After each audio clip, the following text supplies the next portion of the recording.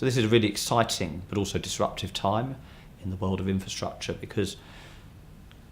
infrastructure's I'd call it's the foothills of a technological revolution. It's probably one of the last industries, in fact, to really start to see the benefits that can come from digitisation and from technology more generally. And what we're seeing is a number of trends coming together at the same time, which are really powerful for the industry. A lot of it is to do with the sensor technology, so the ability of the embedding of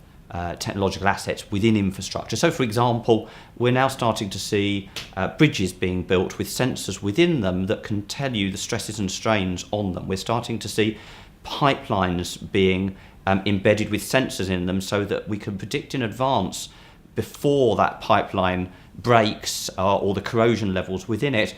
which obviously creates huge inefficiencies in terms of not having to actually dig up pipes in order to work out what condition they're in. So the sensor technology is one part, and some of that's the geolocational stuff as well, so really clear mapping, so we understand where assets are and we understand what condition they're in. So that's the first part of the revolution that's going on. The second piece is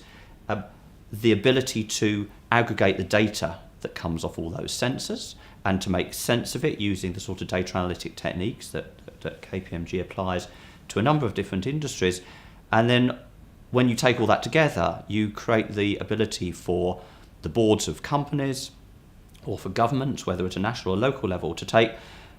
much more evidential-based decisions about their assets, both in terms of what new assets they might need, but also when do we need to intervene, when do we need to maintain an asset, when do we need to renew it. The holy grail of all this is a huge increase in efficiency